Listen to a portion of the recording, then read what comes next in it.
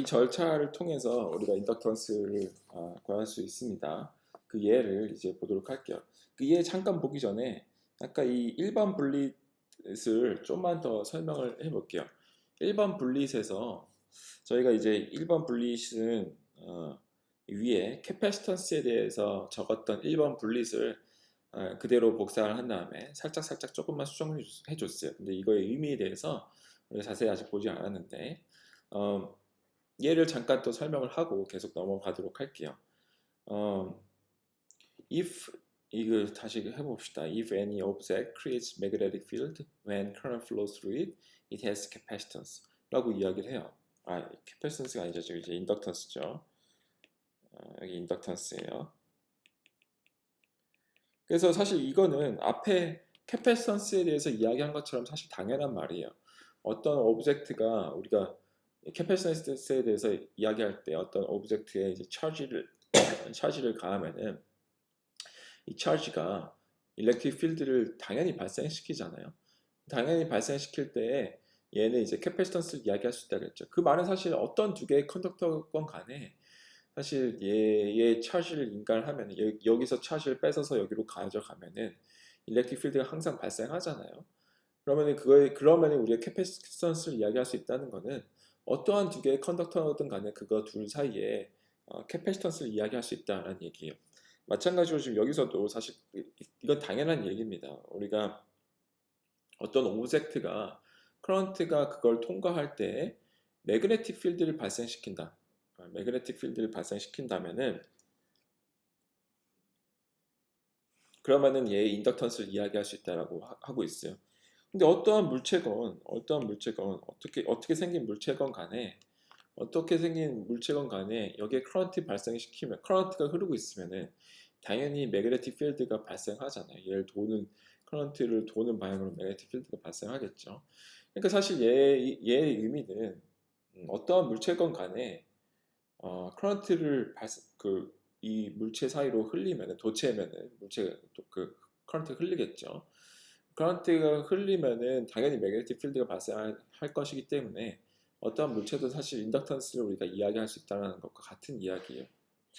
그런데 이제 두 번째 문장을 보죠. 두 번째 문장이면은 캐패시턴스를 정의하는 데 있어서 두 개의 컨덕터가 필요하다 그랬어요. 근데 두 개의 컨덕터가 필요한 이유는 뭐였냐면은 우리가 그 캐패시턴스를 이야기할 때 포텐셜 디퍼런스가 있었단 말이에요. 그 포텐셜을 그냥 한 물체에 대해서만 포텐셜을 이야기할 수가 없었죠.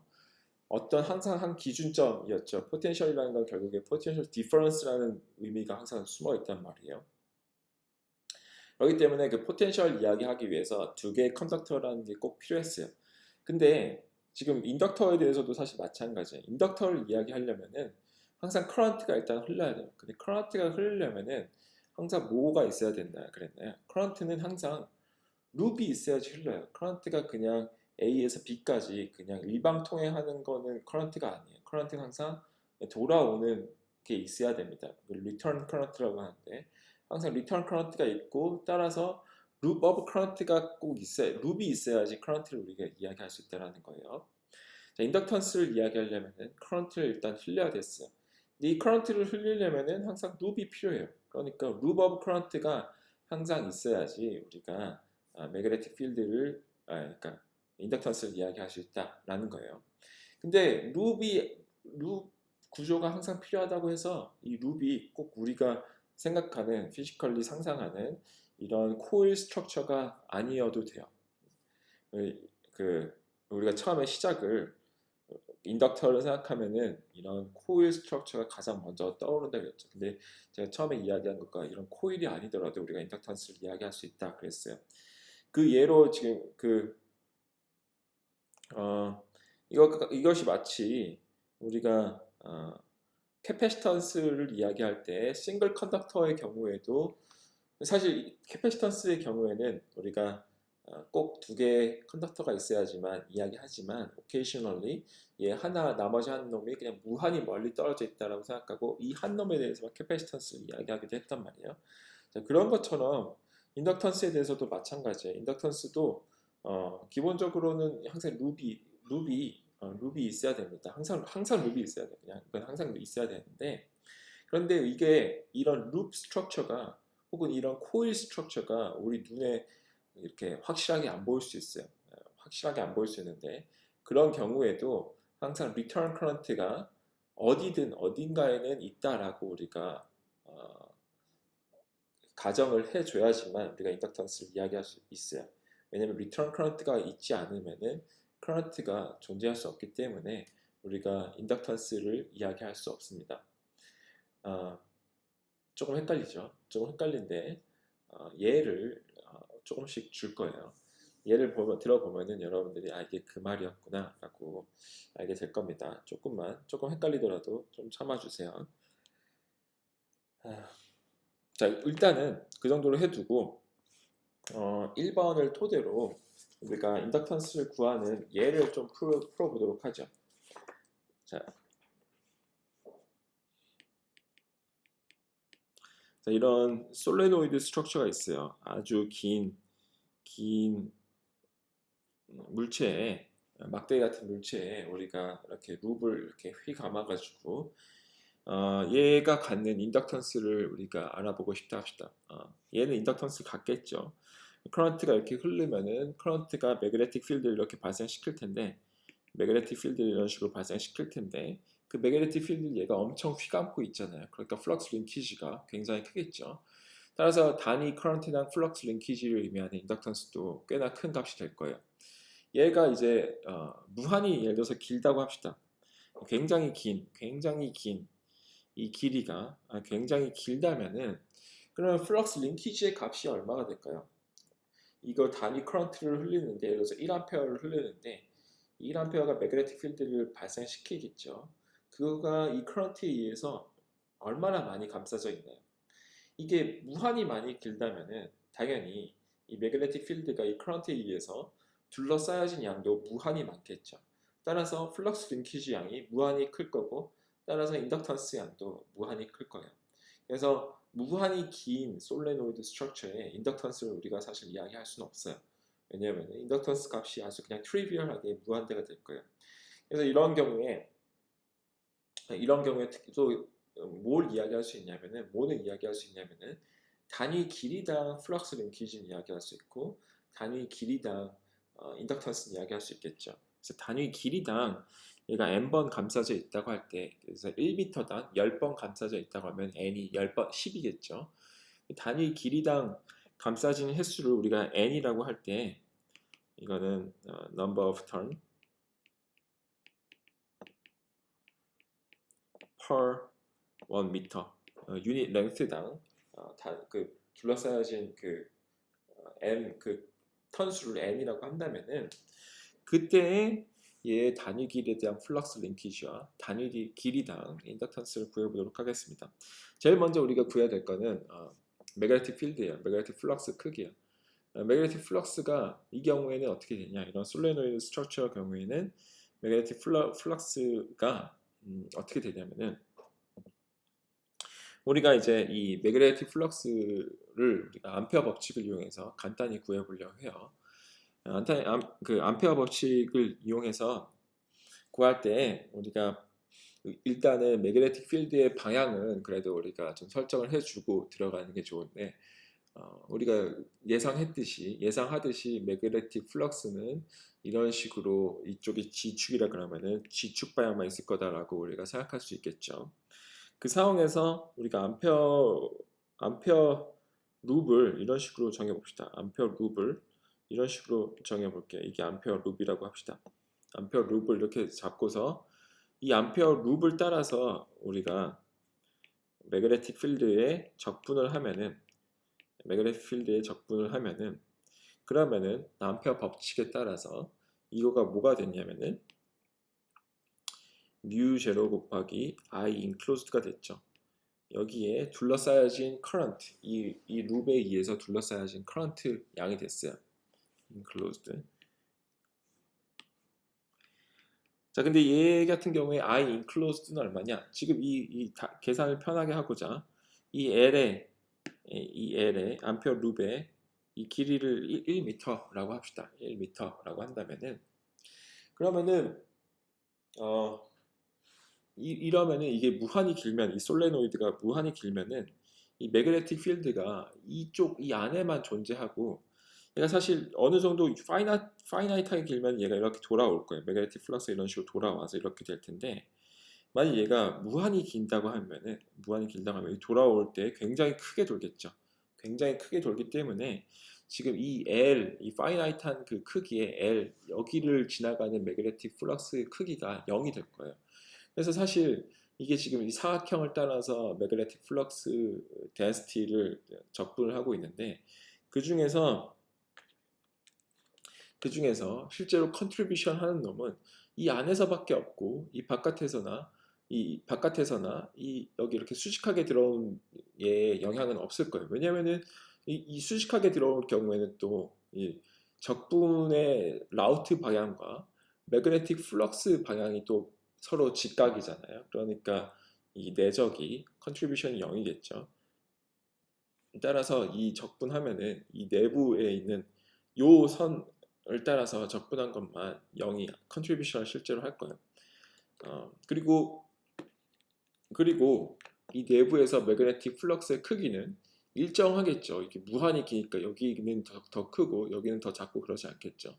이 안에서 유니폼하다는 가정을 따르면은 얘는 b 곱하기 그냥 length 1m가 될 거예요. 그죠? 요거가 이제 이 양이겠죠. 이 암페어 법칙 우변의 결과겠죠. 근데 이때 얘가 둘러싸고 있는 이 커런트의 총량은 얼마인가요? 다시 말하면은 이 서피스를 통과하고 있는 총 커런트 양은 얼마인가요? 그거는 이게 단위 길이당 n번 감쌌다고 했으니까 n 곱하기 i가 되겠죠. 여기를 n번 통과해 가겠죠. 그러니까 n 곱하기 i가 될 거예요. 따라서 우리가 매그네틱 플럭스를 그 크기를 mu0 곱하기 ni 라고 이야기할 수 있습니다. 방향까지 이야기하자면은 z 방향이 되겠죠. 이거가 이 내부에서의 매그네틱 플럭스 덴시티 크기예요. 자, 이게 첫 번째 단계였어요. 이게 첫 번째 단계가 이제 커런트를 흐르게 한 거고 두 번째 단계까지 풀었어요. 매그네틱 플럭스 덴시티까지 풀었습니다. 자, 그러면은 이제 얘 그 인덕턴스를 마저 구하자면은 파이를 또 구해야겠죠. 파이는 이 단면을 통과하는 플럭스의 총량이에요.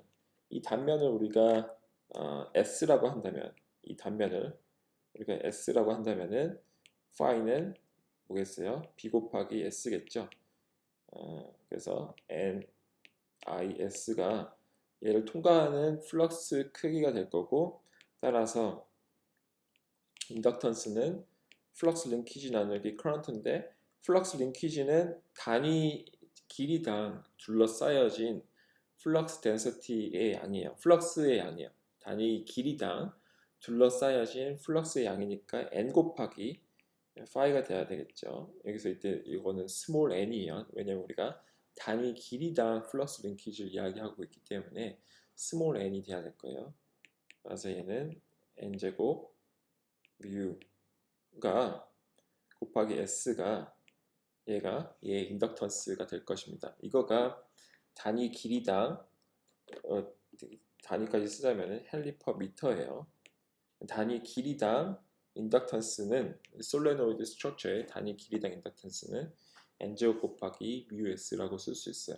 그래서 많이 가면 가물수록 그거의 제곱에 비례해서 단위 길이당 인덕턴스가 증가합니다. 네, 이게 첫 번째 예예요. 자, 두 번째 예 하나 더 풀어보도록 하죠.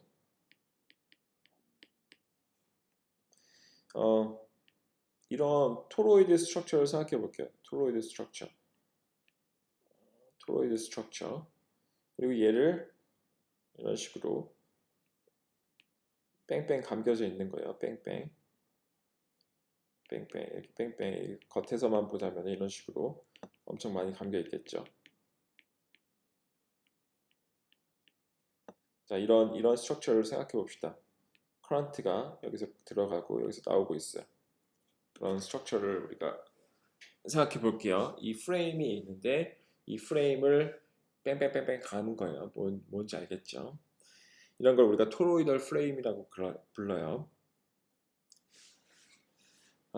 근데 얘가 이제 이거를 이제 단면을 옆에서 보자면 이런 식으로 생겼어요.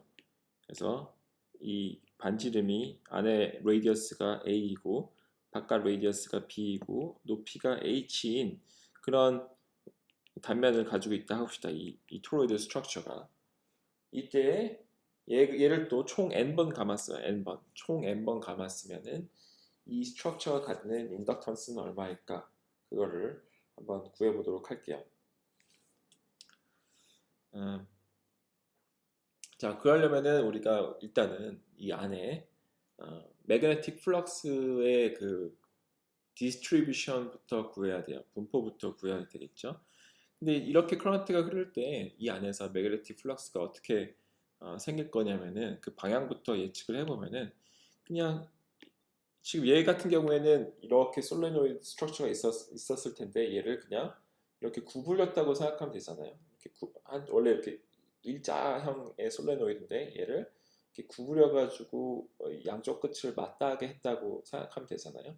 그 경우에 플럭스는 어떻게 있을 거냐면은 그냥 얘를 뺑뺑 도는 방향으로 이런 식으로 플럭스가 있을 거예요. 그래서 파이 방향으로만 매그네틱 필드가 딱 파이 방향으로만 b 파이의 크기로 있을 것입니다.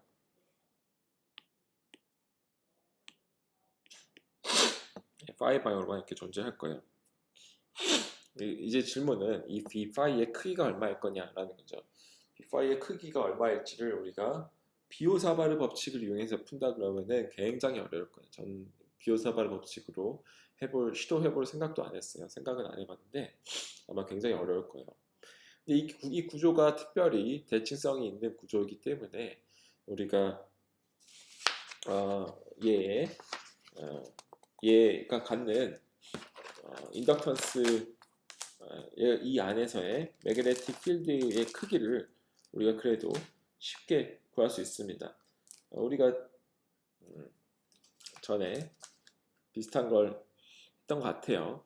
암페어 그 서피스를 이렇게 잡으면 되겠죠. 암페어 서피스를 반지름 로인에로 잡으면은 그러면은 이거를 암페어 서피스로 놓고서 이 라우트 L을 따라서 우리가 매그네틱 플럭스를 적분하면은 얘가 이 서피스에 의해서 둘러싸여진 커런트 양이 돼야 되죠. I close 이게 이제 암페어 법칙이죠. 근데 얘를 얼마나 많은 커런트가 통과하고 있냐면은 이 선 하나당 I라는 커런트를 캐리하고 있는데 얘가 n번 통과하잖아요. 그러니까 얘는 mu 곱하기 ni가 될 거예요. 이거가 이 서피스 이 내부 이 암페어 루프의 서피스 S를 통과하고 있는 총 커런트 양이 될 겁니다. 그리고 이 라우트를 이렇게 잡았을 때 이 L 상에서 이 매그네틱 필드가 달라질 일이 없죠. 다를 일이 없죠. 이게 시메트릭하니까. 따라서 얘는 그냥 B 곱하기 2파이 로우가 될 거예요. 2파이 로우가 될 거예요. 그 원의 원주율인.